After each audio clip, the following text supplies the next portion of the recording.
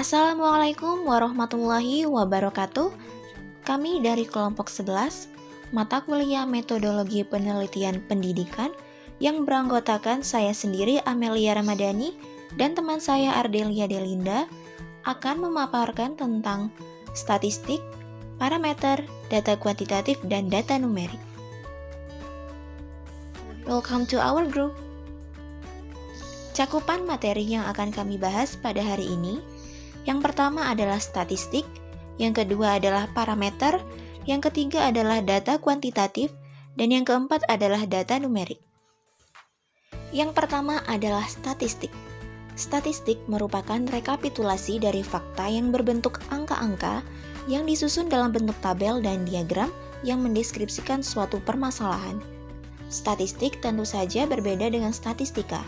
Kalau statistika adalah sebuah cabang ilmu yang mempelajari mulai dari pengumpulan data sampai dengan penarikan kesimpulan, atau dengan kata lain, statistika merupakan ilmu yang mempelajari tentang statistik.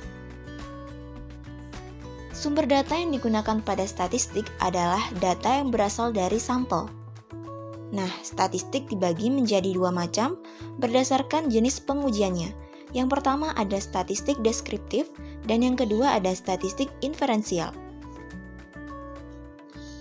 Macam statistik yang pertama adalah statistik deskriptif. Statistik deskriptif yaitu statistik yang dapat menyajikan data melalui pengumpulan dan peringkasan data terpenting dan terrelevan untuk dimasukkan ke dalam alat analisis data. Statistik deskriptif hanya melakukan pemaparan data apa adanya saja, menunjukkan distribusi dari data tetapi tidak melakukan penilaian terhadap data tersebut. Tujuan utama statistik deskriptif adalah untuk memudahkan semua orang untuk membaca data dan memahami maksud dari data tersebut. Penyajian data umumnya menggunakan tabel atau grafik. Tabel merupakan penyajian data yang paling banyak digunakan dalam penyusunan laporan penelitian. Di samping kesederhanaannya, tabel juga lebih efisien dan komunikatif. Selain menggunakan tabel, para peneliti juga umumnya menggunakan grafik. Karena penyajian data menggunakan grafik dianggap cukup populer dan lebih komunikatif dibandingkan tabel. Yang kedua adalah statistik inferensial. Statistik inferensial adalah statistik yang fokus kepada penentuan pengambilan keputusan dan kesimpulan tentang populasi yang diestimasi dari sampel dengan menggunakan pengujian-pengujian statistik tertentu. Statistik inferensial berperan sebagai alat analisis data yang telah disajikan pada statistik deskriptif. Statistik inferensial digunakan untuk menganalisis data dari suatu sampel dan hasilnya akan digeneralisasikan untuk populasi di mana sampel tersebut diambil. Terdapat dua macam statistik inferensial, yaitu statistik parametrik dan non-parametrik. Berikutnya adalah parameter. Parameter merupakan angka yang menggambarkan suatu populasi. Pengertian parameter hampir sama dengan statistik. Perbedaannya hanya terletak pada sumber data yang digunakan. Statistik menggunakan sumber data yang berasal dari sampel, sedangkan parameter menggunakan sumber data yang berasal dari populasi. Selain dari pengertian dan penggunaannya, statistik dan parameter juga mempunyai perbedaan pada simbol-simbol yang digunakan dalam perhitungannya. Perbedaan simbol yang digunakan oleh parameter dan statistik. Untuk rata-rata, pada parameter menggunakan simbol mu, sedangkan pada statistik menggunakan simbol X bar. Untuk varians, pada parameter menggunakan simbol sigma kuadrat, sedangkan pada statistik menggunakan simbol S kuadrat. Untuk proporsi, pada parameter menggunakan simbol P besar, sedangkan pada statistik menggunakan simbol P kecil. Untuk korelasi, pada parameter menggunakan simbol rho, sedangkan pada statistik menggunakan simbol R kecil. Untuk koefisien regresi, pada parameter menggunakan simbol beta, sedangkan pada statistik menggunakan simbol B kecil.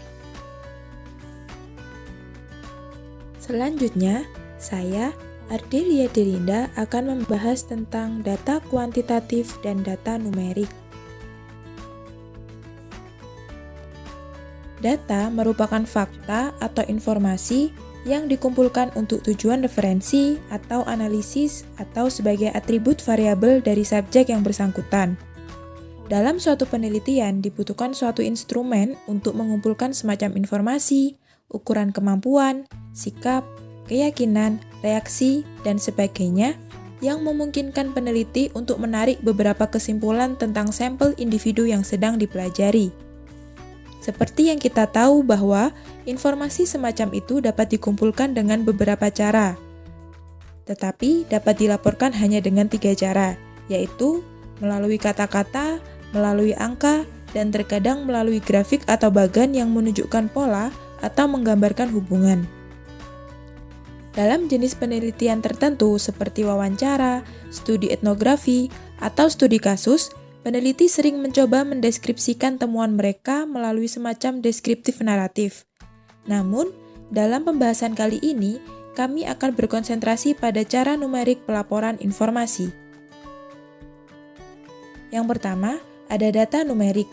Data numerik merupakan tipe data yang dinyatakan dalam bentuk angka yang memiliki kemampuan untuk melakukan operasi aritmatika dengan bilangan-bilangan.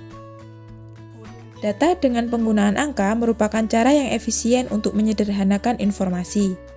Misalnya pada data numerik, contoh jumlah siswa laki-laki dan perempuan dalam suatu kelas dapat diambil, kemudian dijumlahkan untuk mendapatkan jumlah siswa di kelas tersebut. Karakteristik ini adalah salah satu cara utama mengidentifikasi data numerik. Menurut beberapa sumber, data numerik dibagi menjadi 2, yaitu data diskrit dan data berkelanjutan atau kontinu. Data diskrit merupakan data yang dapat dihitung dan berbentuk numerikal. Sedangkan data kontinu merupakan data numerik yang mempresentasikan pengukuran yang nilainya dideskripsikan sebagai interval pada garis bilangan real. Secara sederhananya, data diskrit merupakan data hasil menghitung. Contohnya, kita memilih 10 dari 15 anak, tetapi kita tidak bisa menyatakan saya membutuhkan 41/2 anak. Kemudian, data kontinu merupakan data hasil mengukur, misalnya tinggi, waktu, berat, dan panjang. Contoh, panjang seutas tali adalah 3,5 meter. Berat tas tersebut merupakan 37,5 kg, dan selain sebagainya. Menurut Frankel dan Whelan tahun 2009, terdapat 2 tipe dasar data numerik yang dapat dikumpulkan oleh peneliti. Yang pertama ada data kategorikal dan yang kedua ada data kuantitatif. Data kategorikal merupakan data kategoris yang diperoleh dengan menentukan frekuensi kemunculan di masing-masing beberapa kategori. Peneliti menggunakan berbagai teknik grafik untuk meringkas data kategorikal, termasuk tabel frekuensi, grafik batang, dan diagram lingkaran. Data kategoris hanya menunjukkan jumlah total objek individu atau peristiwa yang ditemukan peneliti dalam kategori tertentu. Dengan demikian, peneliti yang melaporkan jumlah orang yang mendukung atau menentang kebijakan, misal, atau melaporkan tentang jumlah siswa yang menyelesaikan program dalam tahun-tahun berturut-turut. Contohnya, jumlah siswa laki-laki dan perempuan di kelas kimia, di mana variabelnya adalah jenis kelamin. Yang kedua, jumlah guru di sekolah yang menggunakan metode ceramah dan metode diskusi. Variabelnya adalah metode pengajaran. Yang kedua, ada data kuantitatif. Data kuantitatif sendiri diperoleh dengan menentukan penempatan pada skala yang menunjukkan besaran atau derajat. Data kuantitatif ini diperoleh ketika variabel sedang dipelajari diukur sepanjang skala yang menunjukkan bagaimana banyak variabel yang ada, sehingga nantinya data kuantitatif akan dilaporkan dalam bentuk skor. Contoh, suhu yang dicatat setiap hari selama bulan September hingga Desember di Omaha, Nebraska pada tahun tertentu, di mana variabelnya adalah suhu. Yang kedua, skor kecemasan semua mahasiswa tahun pertama yang terdaftar di San Francisco State University pada tahun 2002, di mana variabelnya adalah kecemasan. Semua data kuantitatif merupakan data numerik, sedangkan tidak semua data numerik merupakan data kuantitatif.